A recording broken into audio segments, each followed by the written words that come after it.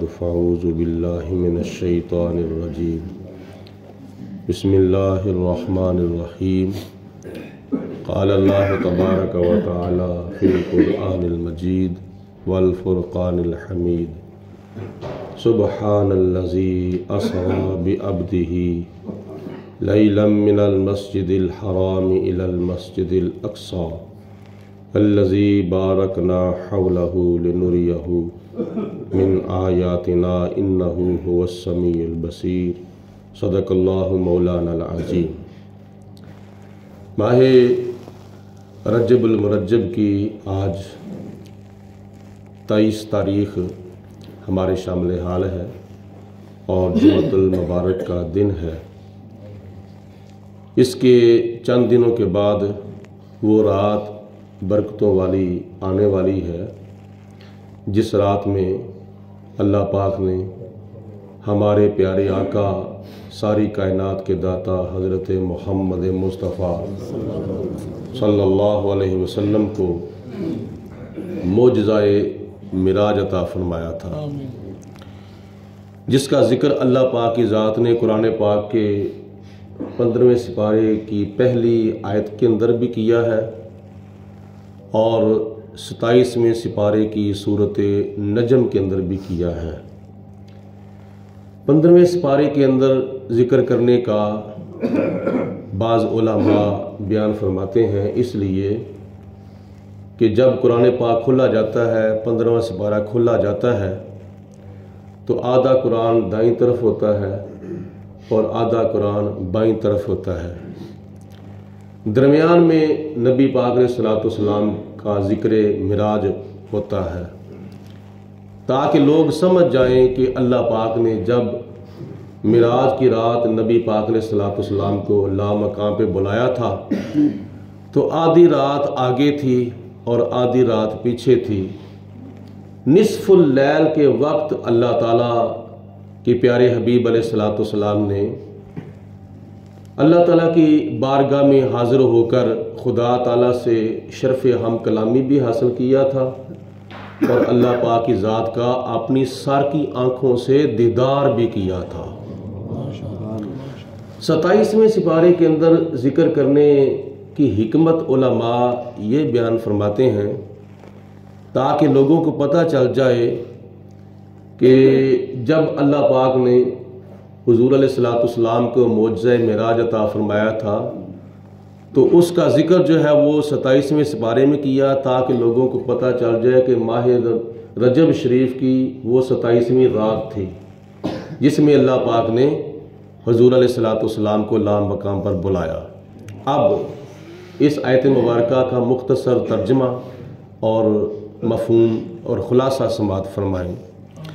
अल्लाह पाक ने इरशाद फरमाया सुब्हानल्लज़ी, अल्लाह पाक है, असरा जिसने सैर कराई, बिअब्दिही अपने ख़ास बंदे हज़रत मुहम्मदुर रसूलुल्लाह सल्लल्लाहु अलैहि वसल्लम को लैलन रात के मुख्तसर हिस्से में मिनल मस्जिदिल हराम मस्जिद हराम से लेकर इलल मस्जिदिल अक़सा मस्जिद अक़सा तक अल्लज़ी बारकना हौलहु वो मस्जिद अक़सा जिसके चारों तरफ अल्लाह ताला की बरकतें ही बरकतें हैं। ले नूरियहु मिन आयातिना, ये मिराज ये सैर इसलिए कराई थी कि हमने अपने प्यारे हबीब अलैहिस्सलाम को अपनी कुदरत की निशानियाँ दिखाना थी। इन्नहु हुवस समीउल अलीम इन्नहु हुवस समीउल बसीर, बेशक मेरे प्यारे हबीब अलैहिस्सलाम सुनने वाले भी हैं और देखने वाले भी हैं। चंद सवालात किए जाते हैं जिनके जवाबात अल्लाह पाक ने इस आयत मुबारका में दिए हैं। पहला सवाल ये किया जाता है कि मिराज किसने कराया, तो इसका जवाब है सुब्हानल्लज़ी। दूसरा सवाल है कि ये सैर ये मिराज किसने किया, तो इसका जवाब है बिअब्दिही। तो इसके अलावा सवाल किया जाता है कि मिराज कब हुआ, तो इसका जवाब है लैलन, رات کے مختصر حصے میں، اور اس کے علاوہ سوال کیا جاتا ہے کہ معراج کہاں سے ہوا؟ من المسجد الحرام، مسجد حرام سے اس کا آغاز ہوا۔ اور معراج کہاں تک ہوا اور کس طرف ہوا؟ حضور کس طرف گئے؟ الی المسجد الاقصی، مسجد اقصی کی طرف۔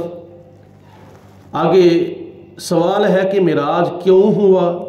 لنوریہ من آیاتنا، اس لیے کہ اللہ تعالیٰ نے حضور علیہ السلام کو اپنی قدرت کی نشانیاں دکھانی تھیں، اس لیے معراج کرایا۔ تو اس آیت مبارکہ میں اللہ پاک کی ذات نے نبی پاک علیہ السلام کے معراج کے 3 حصے بیان کیے ہیں، 3 درجے معراج کے۔ پہلے درجے کو کہا جاتا ہے سیر، دوسرے درجے کو کہا جاتا ہے معراج، اور تیسرے درجے کو کہا جاتا ہے اعراج۔ مسجد حرام سے لے کر مسجد اقصی تک یہ سیر ہے، اور مسجد اقصی سے لے کر مقام سدرۃ المنتہا تک یہ ہے معراج، اور مقام سدرۃ المنتہا سے لے کر آگے جہاں تک خدا نے چاہا اس حصے کا نام ہے اعراج۔ یا دوسرے لفظوں میں یوں سمجھ لو کہ اللہ تعالیٰ نے نبی پاک علیہ السلام کو مسجد حرام سے لے کر مسجد اقصی تک بشری معراج کرایا تھا، اور مسجد اقصی سے لے کر سدرۃ المنتہا تک نوری معراج کرایا تھا، اور مسجد سدرۃ المنتہا سے لے کر لا مکان تک حضور علیہ السلام کو اللہ پاک نے حقی معراج کرایا تھا۔ نبی پاک علیہ السلام کی ایک صفت ہے بشریت، کیونکہ بشر جو ہے یہ مسجد حرام سے لے کر مسجد اقصی تک جا سکتا ہے، جیسے کہ حضور علیہ السلام کے زمانے میں یا حضور کے آنے سے پہلے کافروں کے جو تجارتی قافلے ہوتے تھے وہ مکہ المکرمہ سے لے کر فلسطین تک جاتے بھی تھے، آتے بھی تھے، تو بشر مکہ سے لے کر بیت المقدس تک جا بھی سکتا ہے، آ بھی سکتا ہے۔ تو اس لیے یہاں نبی پاک علیہ السلام کی بشریت کو اللہ تعالیٰ نے معراج کرایا تھا۔ اور مسجد اقصی سے اوپر چونکہ بشر نہیں جا سکتا، انسان نہیں جا سکتا، ہم تم جیسا عام آدمی نہیں جا سکتا، اللہ تعالیٰ نے جبریل علیہ السلام کو قوت عطا فرمائی ہے۔ جبریل علیہ السلام آدم علیہ السلام سے لے کر حضور علیہ السلام تک وہی لے کر آتے بھی تھے، جاتے بھی تھے۔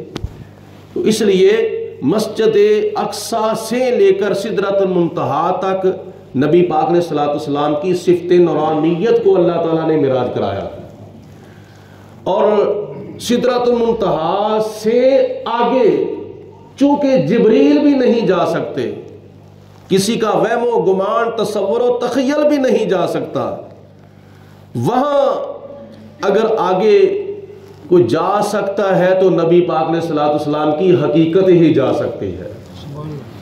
تو حضور علیہ السلام کی حقیقت کو معراج اللہ پاک کی ذات نے سدرۃ المنتہا سے لے کر آگے لامکان تک جہاں تک خدا نے چاہا کرایا تھا۔ یہ نبی پاک علیہ السلام کے معراج کا مختصر خلاصہ ہے، شروع سے لے کر آخر تک، جو کہ چند لفظوں کے اندر میں نے آپ کے سامنے پیش کیا ہے۔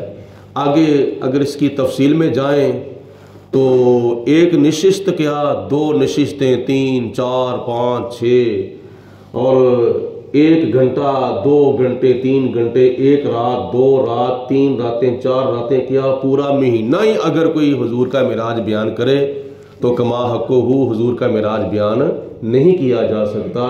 زندگیاں ختم ہوئیں اور قلم ٹوٹ گئے، تیرے اوصاف کا ایک باب بھی پورا نہ ہوا۔ اس آیت مبارکہ میں اللہ پاک نے 2 مسجدوں کا ذکر کیا ہے، مسجد حرام اور مسجد اقصی۔ حضور علیہ السلام کا جو سفر ہے یہ شروع بھی مسجد حرام سے ہوا اور اختتام بھی مسجد حرام پر ہوا۔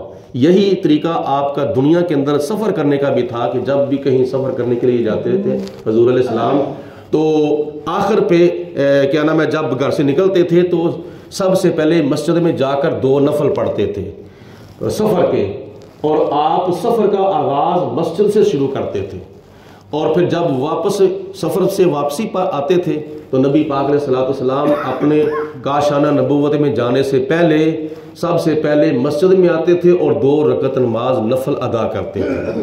یہ مسجد کی فضیلت اور مسجد کی اتنی اہمیت نبی پاک علیہ السلام نے بیان فرمائی ہے۔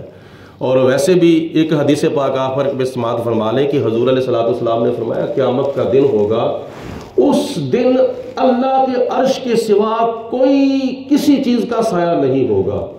ہر بندے کو تمنا ہوگی کہ مجھے سایہ مل جائے، مجھے ٹھنڈی چھاؤں مل جائے، لیکن اس وقت اللہ کے عرش کے سوا کسی شے کا سایہ نہیں ہوگا۔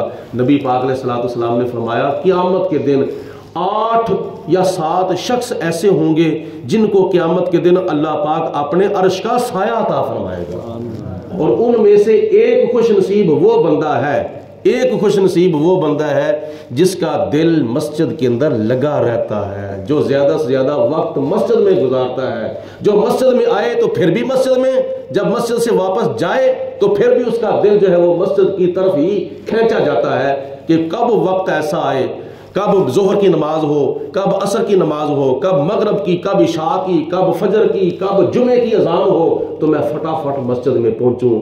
ایسا شخص جو ہے قیامت کے دن وہ خوش نصیب ہوگا جس کو خدا تعالیٰ اپنے عرش کا سایہ عطا فرمائے گا۔ تو سارے نمازی حضرات کوشش کیا کرو زیادہ سے زیادہ وقت مسجد میں گزارنے کی، اور جمعے کے ٹائم خطبہ جمعہ تو اللہ پاک کا ایک حکم ہے کہ جب خطبہ جمعہ شروع ہو جائے تو دوڑو مسجد کی طرف، آؤ نہیں بلکہ دوڑو، بھاگو، جلدی کرو، فَاسْعَوْا إِلَىٰ ذِكْرِ اللَّهِ، اللہ کی ذکر کی طرف بھاگ کے دوڑ کے جلدی سے آیا کرو۔ اللہ پاک ہم سب کو زیادہ سے زیادہ عمل کرنے کی توفیق عطا فرمائے۔ آخر دعوانا الحمدللہ رب العالمین، صلاۃ و سلام علیک یا رسول اللہ، صلاۃ و سلام علیک رحمۃ اللہ وعلی آلک و صحابک یا خاتم النبیین، اللہم صلی علی سیدنا و مولانا محمد معدن الجود والکرم والہ وصحابہ وبارک وسلم۔ اللہم ربنا آتنا فی الدنیا حسنۃ وفی الآخرۃ حسنۃ وقنا عذاب النار۔ یا اللہ پاک ہم تیرے گناہ گار بندے تیری بارگاہ میں حاضر ہیں، اپنے پیارے حبیب کے صدقے ہماری حاضری اپنی بارگاہ میں قبول و منظور فرما۔ اس حاضری کی برکت سے یا اللہ پاک سب کو مکہ شریف کی، مدینہ شریف کی بار بار حاضری نصیب فرما۔ یا اللہ پاک ہماری نماز فجر کو اپنی بارگاہ میں قبولیت کا شرف عطا فرما، ہمارے صغیرہ و کبیرہ گناہ معاف فرما۔ یا اللہ جو تنگ دست ہیں ان کی تنگ دستیاں دور فرما۔ یا اللہ جو بیمار ہیں ان کو شفا عطا فرما۔ یا اللہ جو مقروض ہیں ان کو قرضے سے چھٹکارا عطا فرما۔ ہمیں دنیا اور آخرت کی، قبر و حشر کی کامیاب زندگی عطا فرما۔ مرتے وقت کلمہ پڑھنا نصیب فرما۔